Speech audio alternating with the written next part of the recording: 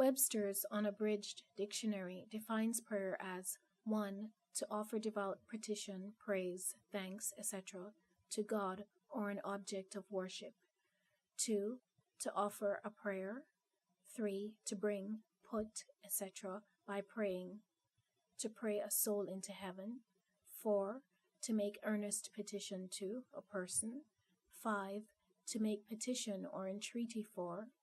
Crave, she prayed his forgiveness. 6. To offer devout petition, praise, thanks, etc. to God or to an object of worship. 7. To enter into spiritual communion with God or an object of worship through prayer. And 8. To make entreaty or supplication as to a person or for a thing. Believers aren't the only people who pray. We all pray. The difference is who we think we're praying to.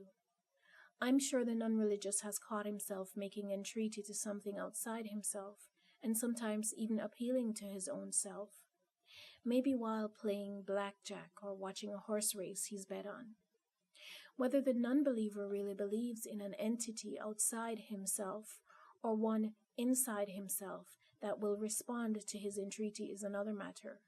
But I think you'll agree that his entreaty is inspired by deep desire. The Christian entreaty is specific to his God, Jesus, or the God of Abraham. Christians believe firmly that their prayer is heard and responded to by an entity. So if someone is deathly ill and a Christian prayer group prays for their recovery and the patient does recover, Christians rejoice in the power and benevolence of Jesus. They believe that prayer is a collaborative effort between themselves and their deity. They believe that two or more people joining together and agreeing on a desired outcome are imbued with power to effect that outcome. But what happens when the patient croaks? And what happens if they croak consistently? How does the Christian explain this?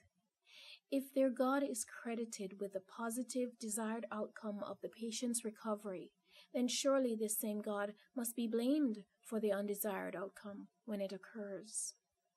And what part does the secret desires of the Christian himself play in the bad outcome? Christians offer strange rationalizations. They say it wasn't their God's will. They say there was a grander plan unknown to them that caused their God to deny their entreaty. But I ask the Christian, how is it that they prayed for a new car and got it? Did their God respond favorably to desire for a new car, but not a new life? Which God does the murderous dictator entreat? Who answered Hitler's entreaty, for example? The devil? Hitler got almost everything he desired. Therefore, is it fair to say that the devil is more powerful than Jesus? If Hitler can have millions of lives, then why can't I have a new car? If you earnestly ask these questions, you could get trapped in a logical briar patch. The problem is the central premise that states an entity exists outside oneself that answers prayer. It is your desire, your entreaty, and the power lies within you. But don't forget that the sick patient also makes entreaty. It would be kinda nice if you asked them how they feel about the matter. It wouldn't be fair if you could override their desires with your own. I'm talking about the Christian's rather sly threat to the unbeliever that they'll pray for him. I personally do believe that we can support someone else's entreaty, but not go against it. You can help someone be well in practical, physical ways, and also offer psychic and emotional support. So when the Christian prays for someone and they die, has the Christian and his God committed murder? Of course not.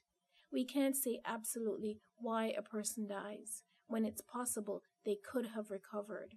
but I'm inclined to think that the person made a choice. It is the most empowered belief that you can choose an outcome for your life without outside interference.